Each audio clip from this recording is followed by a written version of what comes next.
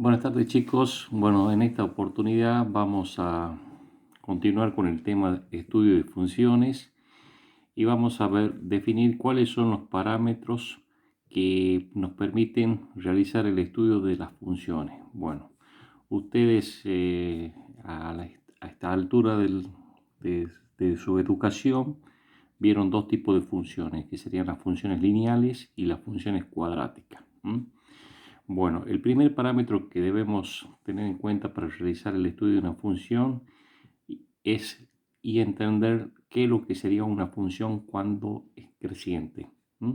Entonces decimos que una función es creciente en un intervalo si al aumentar el valor de x, el valor de la función también aumenta. Si ustedes observan la gráfica que tenemos acá en este sistema de ejes, tenemos una función lineal. Entonces nosotros vamos a considerar que para el valor x1, si uno llega al valor de la función y lo proyecta, tenemos el valor f de x1. Y si me desplazo hacia la derecha, x2, el valor de la función en ese punto es mayor. Entonces así, de acuerdo a la definición que acabamos de dar, decimos que este cumple la característica de una función creciente, porque a medida que yo me desplazo de izquierda hacia derecha, la función tiende a ir cada vez a tomar un mayor valor. Así como tenemos funciones crecientes, tenemos también funciones decrecientes. Si observamos la gráfica en este nuevo esquema, podemos ver que a medida que yo me desplazo hacia la derecha, la función va tomando cada vez valores menores. Entonces estamos en este caso ante una función decreciente.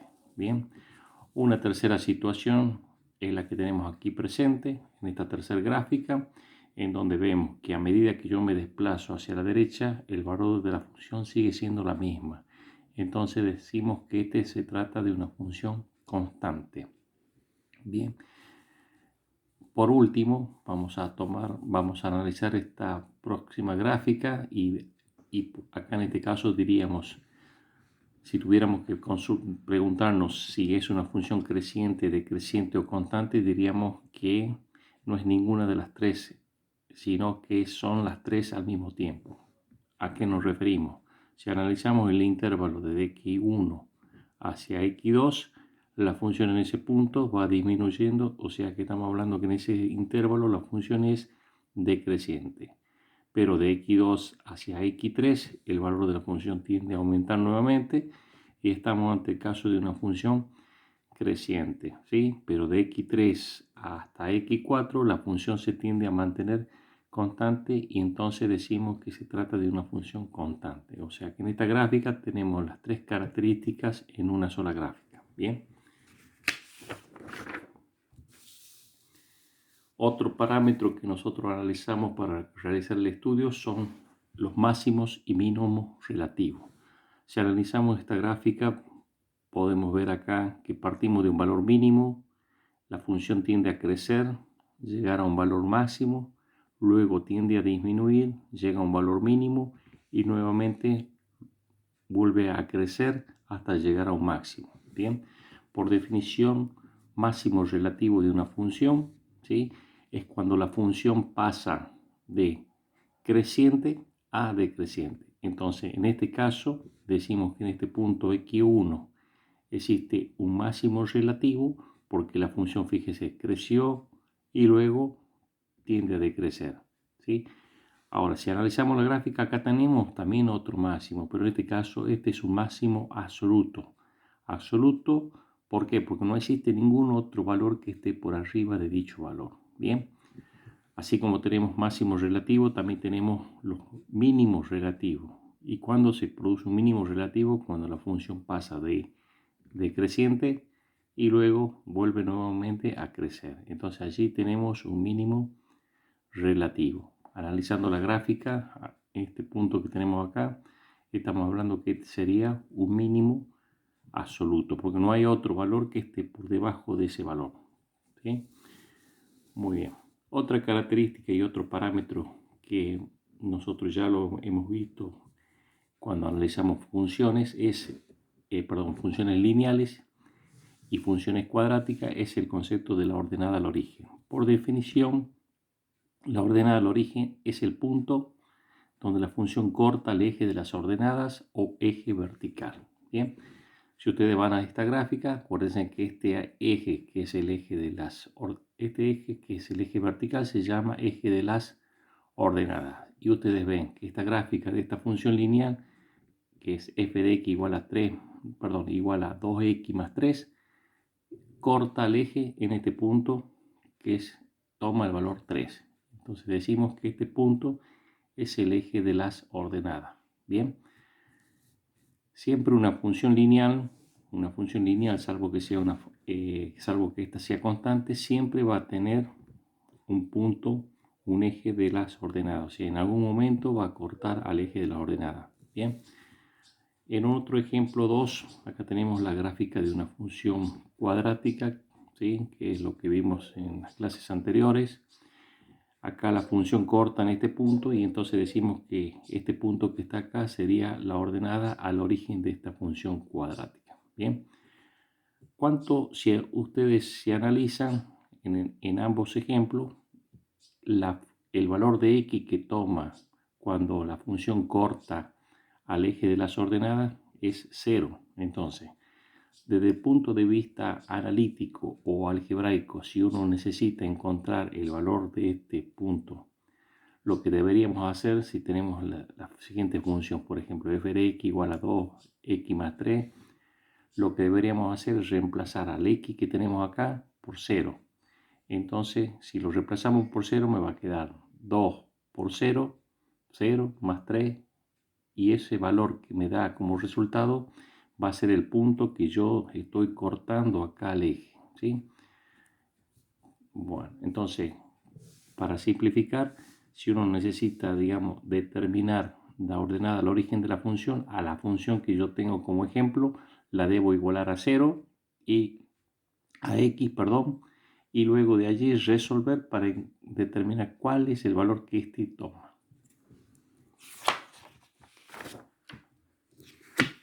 La otra característica que tenemos en cuenta para realizar el estudio de una función, que también lo vimos ya y lo hemos definido en los casos anteriores, son la raíz o cero de una función. Por definición, es el punto donde la función corta el eje de las abscisas o eje de las x. Bien, entonces acá tenemos nuevamente la gráfica de una función lineal f de x igual a 3x más 3. ¿Sí? Habíamos dicho que esa función cuando viene y corta este punto, ese era el eje de las ordenadas. Si esa la proyecto hasta cortar el eje de las x, decimos que este es el cero o la raíz de esta función. ¿Sí? Bien, en el caso, por ejemplo, de este ejemplo 2, que tenemos acá la función cuadrática, ustedes observen allí que la gráfica corta el eje de las x en dos puntos, un punto x1 y un punto x2. Es decir, que en este caso particular, esta función cuadrática tiene dos ceros o dos raíces. Bien, acá vamos a decir entonces que para encontrar analíticamente el cero o raíz de una función, debemos igualar a 0 la función y resolver. Vamos a un ejemplo número 1. Supongamos que tengamos la función f de x igual a 3x más 3, que es la función lineal que tenemos graficada acá arriba. ¿Sí? Entonces, si yo necesito encontrar cuál es el cero o la raíz de esa función, a la función que yo tengo la debo igualar a 0. Es decir, 3 por x más 3 es igual a 0. Si resuelvo y despejo de allí el valor de x, me da que x me da igual a menos 1. Es decir, y si observo la gráfica, fíjense en que la recta corta al eje de las x en este valor que vale menos 1. Bien. En un segundo ejemplo, si tomamos esta función cuadrática f de x igual a x al cuadrado menos 4, acuérdense que la gráfica de eso va a ser una parábola. Si eso lo igualamos a 0 y resolvemos, ¿sí? Me va a dar dos soluciones, porque la raíz cuadrada de 4 me va a dar más menos 2. Quiere decir que esa gráfica va a cortar al eje de las x en dos puntos, en x igual a menos 2 y en x igual a más 2. ¿Bien? Y sería, si uno hace la representación gráfica, sería una gráfica similar a la que tenemos aquí. Cortaría en dos puntos. Bien.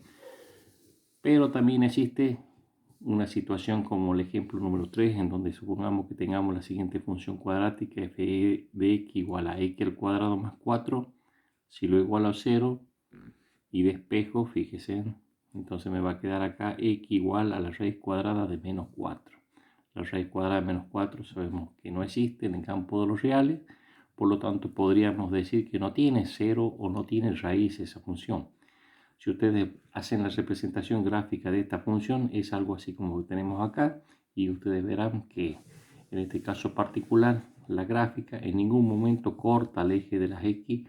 Por lo tanto, podemos decir que esta función cuadrática en particular no tiene 0 o raíz. Bien. Otra característica que debemos tener en cuenta para realizar el estudio de una función es el concepto de funciones pares e impares. Bien. Se dice, por definición, que una función es par si cumple esta condición, si f de x es igual a f de menos x. A ver si entendemos un poquito. Vamos a partir del ejemplo de una determinada función f de x igual a 2x al cuadrado menos 3. Si yo hago la representación de esa gráfica de esa función, vamos a tener una parábola que tiene esta forma, ¿sí? Y vamos a hacer el siguiente análisis. Vamos a tomar un valor de x cualquiera. Supongamos en este caso vamos a tomar el valor de 2, ¿sí? Porque acá me dice x, es decir, me define un valor cualquiera. Entonces, si yo tomo x igual a 2, subo hasta llegar a cortar a la curva y luego lo proyecto. Observo que allí el valor de la función toma el valor 5, ¿sí? Entonces, hago exactamente lo mismo hacia el lado negativo, porque acá me dice f de menos x, o sea que si x yo he tomado el valor 2, acá el menos x sería menos 2. Entonces me voy a mover 2 lugares hacia la izquierda, voy a subir hasta cortar a la función, y si veo que ese valor se proyecta y son iguales, tanto de un lado como del otro, estamos diciendo entonces que se trata de una función que es par, ¿sí? Desde el punto de vista algebraico, lo que deberíamos hacer a la función, ¿sí?, que nosotros tenemos acá, es calcular el f de 2. ¿Qué significa calcular el f de 2? Que yo, donde está la x, que voy a colocar el 2, ¿sí? ¿Sí? Entonces acá me va a quedar 2 al cuadrado, 2 por 2 al cuadrado, menos 3, resuelvo, me da el valor 5. Y la otra sería calcular el f de menos 2, o sea, el valor que toma la función para x igual a menos 2. Si reemplazo, observo que me da también el mismo valor, 5, que es lo que nosotros hemos visto acá desde el punto de vista gráfico. Entonces estamos diciendo que en este caso se trata de una función que es par. Bien. Así como tenemos que una función es par, también tenemos el caso de una función que es impar, para lo cual se debe cumplir la siguiente característica: f de x es igual a menos el f de menos x, ¿sí?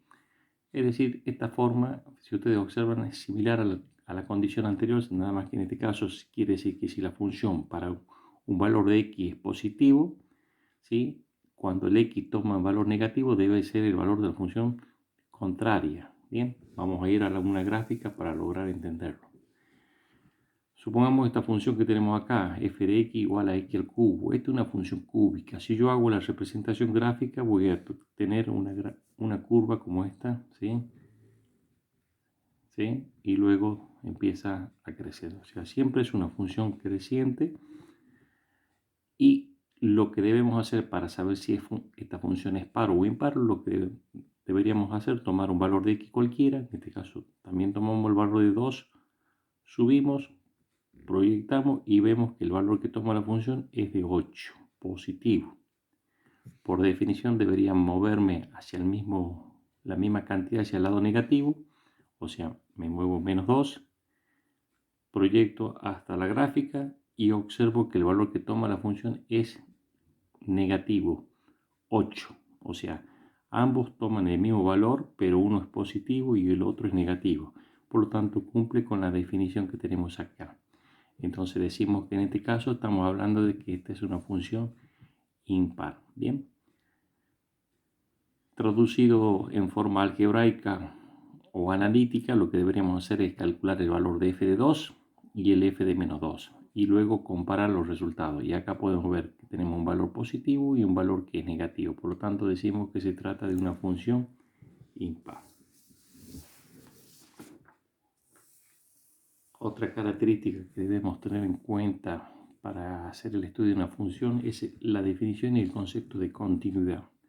Y dice que una función es continua cuando puede graficarse en un solo trazo. Bien, a ver, de las funciones que nosotros hemos visto, acordémonos de esta función que es la función lineal, podemos decir que esta cumple con la condición de ser una función continua, porque yo la puedo representar gráficamente sin necesidad de levantar la lapicera, es decir, hago un solo trazo. En el segundo ejemplo tenemos acá una función que es la función cuadrática, también yo la puedo graficar en un solo trazo, ¿sí? Sin levantar, y decimos que también cumple la condición de ser una función continua. Bien.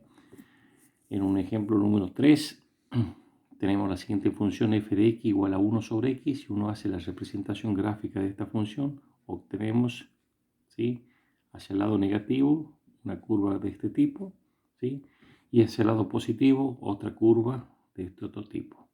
Como ustedes observan, si yo hago la curva esta para luego pasar acá, tengo que levantar la lapicera, y por lo tanto decimos que se trata de una función que no es continua, porque no se la puede graficar en un solo trazo. En un ejemplo número 4 también tenemos un tramo de la función que es constante, ¿sí?, termina en ese punto y luego hace un salto y luego continúa la gráfica. Entonces este también sería el caso de que es una función que no es continua. Bien. Por último, otra característica otro parámetro, que se define respecto del estudio de una función es verificar si esta es periódica. Bien.